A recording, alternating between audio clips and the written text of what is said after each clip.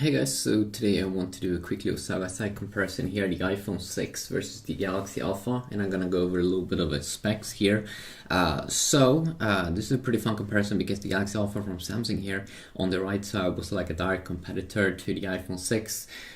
So you can kind of see here how it is one of Samsung's first premium feel devices here with this premium body, which is like metal and stuff.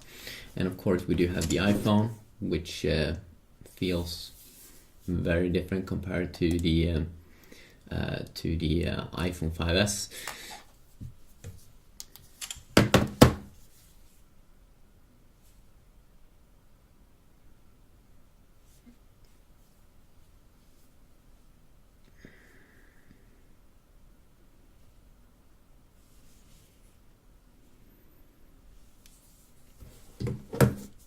This one with a more rounded design.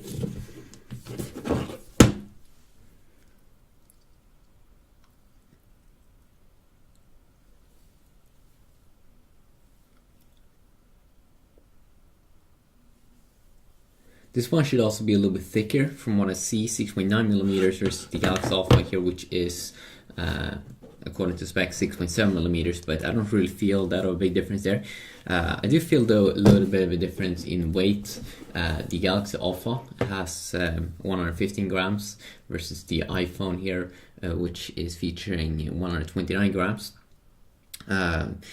Also, both, as you can see here, both have a similar size display. Both are on the latest version of their operating system. So Android here, phones for KitKat, and we do get Apple's iOS 8 here on the iPhone 6. Some other fun things here. Both have a sensor to control the device. With your unlock the device with your finger, so fingerprint reader here and the Touch ID here.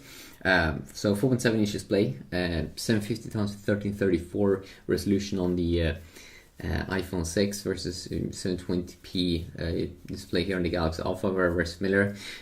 Interesting here, you can remove the battery here on this one, which is good, but then the bad thing here with the Galaxy Alpha is that you can't insert an SD card. But it comes with 32 gigabytes of internal storage already, which is good.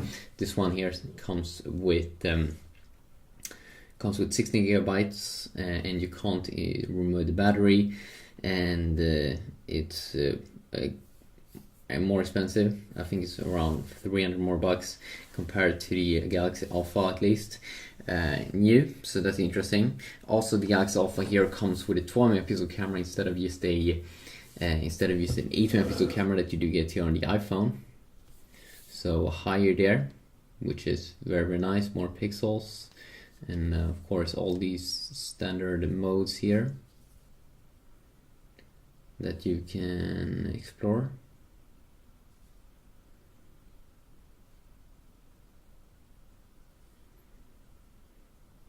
It's normal panorama mode and all of those things that you also do get inside of the iPhone.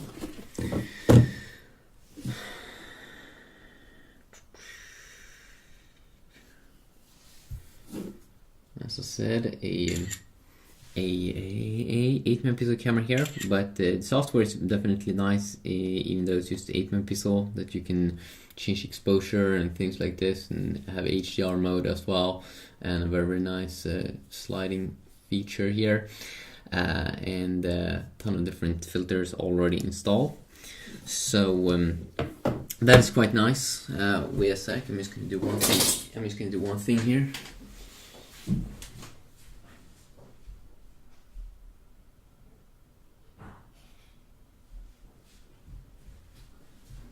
So if we move on here and check out some other things, also on the front-facing cameras, this just could also be pretty interesting. You do get only 1.2 megapixel on the iPhone versus a 21 megapixel here. Apple's phone here is running with the Apple A8 processor, which is Apple's own kind of processor. And how they do perform, actually, I do believe that Apple is a little bit starting to get a little bit behind in fluidity and speed a lot. When you're shaking a little bit like this, kind of feels like Android has definitely been catching up, and that it feels a lot snappier. And of course you have this thing with a lot more freedom here inside of Android. Some quick toggles here, of course, on both these two devices, but a ton more here on the Galaxy Alpha. But it looks pretty good looking here on the iPhone, definitely. A little bit more slim. Of course, you have this thing with widgets inside of here as well, third-party widgets that you will be able to have a little bit more in the iPhone. And of course, just with Android, you can have widgets however you want. The Galaxy Alpha comes with Exynos 5 chipset, octa-core 5430, so it's a quad-core 1.8 GHz, Cortex A15, 4 cores of that, and then quad-core 1.3 GHz, Cortex A7. So it's just super snappy here, and that can definitely be a nice little thing. You also have a menu key and or a multitasking button, and a back key, which could be nice instead of just one button as you have on the iPhone to just go out of apps, or just double tap here to multitask, of course. So you have here you get the Mali T628 MP6 GPU. It's a very nice GPU for a lot of gaming. And then also on the iPhone you do get a nice GPU for gaming, Power VR GX 6450. The battery life also is very similar in these devices, so, at least in milliamps, 1860 milliamps inside the Galaxy Alpha, and then 1810 is what you do get on the iPhone 6. So there's a lot of things that's very similar with these two devices, and I definitely might do some comparisons where I am testing them out in different tests, maybe like camera tests and stuff like that, if people are interested in that. If you look here on the back, you do get a little bit more of a plastic feel here on the Galaxy Alpha, but it still feels premium. That's the thing, just because it has this kind of metal around the phone, so it kind of feels good here. It doesn't feel like a bad plastic, but feels super nice. It's like a good mix, mixing these two materials here in a nice way. And here you do get more of a this antenna design, as you can see around here. You don't get this heart rate sensor that you do get on the Galaxy Alpha.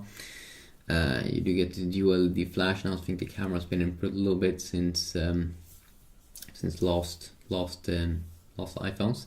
But yeah, just a quick little side-by-side comparison here. Would be fun to hear which one is your pick, which one you would like to use as your phone. If people are interested, I definitely might do more videos, because this is pretty nice devices here for 2014. So yeah, peace out.